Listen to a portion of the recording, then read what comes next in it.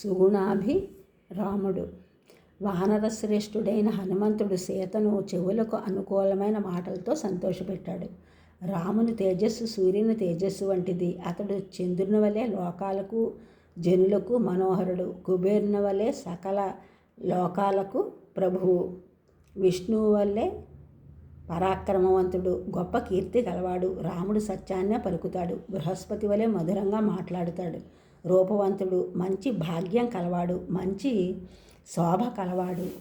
దేహం ధరించిన మన్మధుని వలె ఉంటాడు. రాముడు కోపం చూపవలసిన సమయంలో కోపం చూపుతాడు. తగిన వారిని సంహరిస్తాడు. లోకంలో శ్రేష్ఠుడైన మహారథుడు. ఆ మహాత్ముని బాహువుల నీడను ఆశ్రయించుకొని ఈ లోకం జీవిస్తున్నది. రావణుడు మాయామృగాన్ని చూపి రాముడు దూరంగా వెళ్ళేటట్టు చేసి శూన్యమైన పర్ణశాల నుండి నిన్ను అపహరించాడు కదా. దానికి అతనికి ఎటువంటి ఫలం లభించనున్నదో నీవే చూడగలవు. పరాక్రమవంతుడైన ఏ రాముడు ఇంకా అతి శీఘ్రంగానే మండుతున్న అగ్నుల వలె ఉన్న బాణాలను కోపంతో ప్రయోగించి యుద్ధంలో రావణుని సంహరించనున్నాడో ఆ రాముడే నన్ను దూతగా చేసి ఇక్కడికి పంపాడు. అతడు నీ వియోగంలో చాలా బాధపడుతున్నాడు. లక్ష్మణుడు కూడా నీకు నమస్కరించి నీ క్షేమ వృత్తాంతాన్ని అడిగాడు. దేవి, రాముని స్నేహితుడు వానరరాజు అయిన సుగ్రీవుడు కూడా నీ క్షేమం అడిగాడు అనగా సీత హనుమంతుడు చెప్పిన రామకథను విని నీకు రామునితో సంబంధం ఎలా కలిగింది?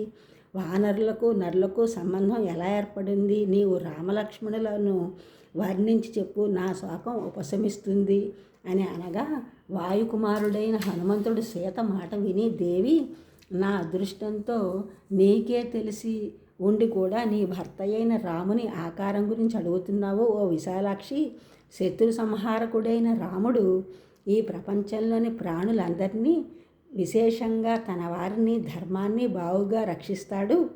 రాముడు లోకంలో కట్టుబాట్లు ఏర్పరిచి అందరూ ఆ కట్టుబాట్లకు లొంగి ఉండేటట్లు చూస్తూ ఉంటాడు. బ్రహ్మచర్య వ్రతంలో ఉన్నాడు. సత్పురుషులకు ఉపకారం ఎలా చేయాలో తెలిసినవాడు. ఆయా కర్మల ప్రయోజనం ఫలితం తెలిసినవాడు.